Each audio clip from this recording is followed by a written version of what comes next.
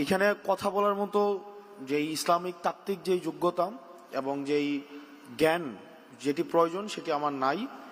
আমি গত 1 বছর এবং আমার বিশ্ববিদ্যালয়ের 7 বছর 6 বছরের যে অভিজ্ঞতা আমার হয়েছে এবং আমার এই গত বেড়ে ওঠা সব মিলে ইসলাম, বাংলাদেশ এবং আমাদের সমাজ ব্যবস্থার আলোকে আমার যেই কিছু অভিজ্ঞতা হয়েছে আমি সেটি আপনাদের সামনে শেয়ার করতে পারি। সেটি নিয়ে কি করা উচিত বা কি করা উচিত নয় সেটি বলার মতো যোগ্যতা বা জ্ঞান আমার নাই। আমি শুধুমাত্র প্রেক্ষাপটটা আপনাদের সামনে উপস্থাপন করতে পারি। আমরা দেখেছি দীর্ঘ সময় আমাদের যে সমাজ ব্যবস্থা, এই সমাজ ব্যবস্থাটাকে ইসলামী ফবিক করে রাখা হয়েছে।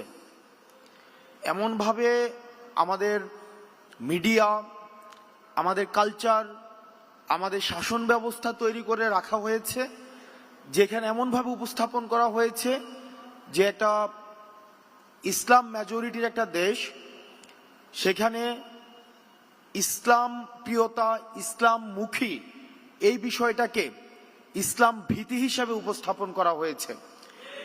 এটা অত্যন্ত সুপরিকল্পিতভাবে করা হয়েছে। এখন সেটা থেকে উত্তরণ আমরা কিভাবে ঘটাবো, সেটার উত্তরণ নিয়ে আমরা সেটা থেকে উত্তরণ কিভাবে করতে পারি সেই বিষয়ের সেই পথ আপনাদেরকে উন্মুক্ত করতে হবে।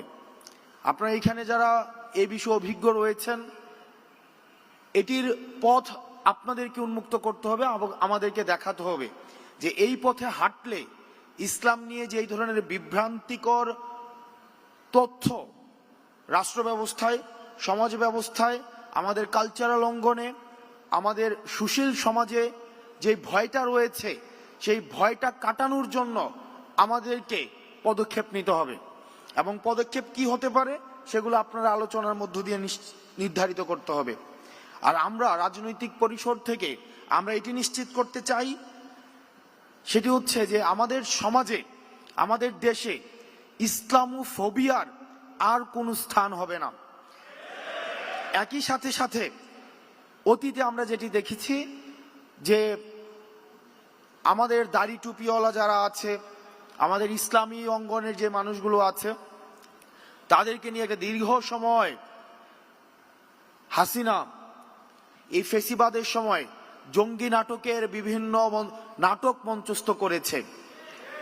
দেশে যেভাবে ইসলামী ফোবিয়াও থাকবে না, একই সাথে এই জঙ্গি নাটকও আর থাকবে না, একই সাথে কোনো ধরনের এক্সট্রিম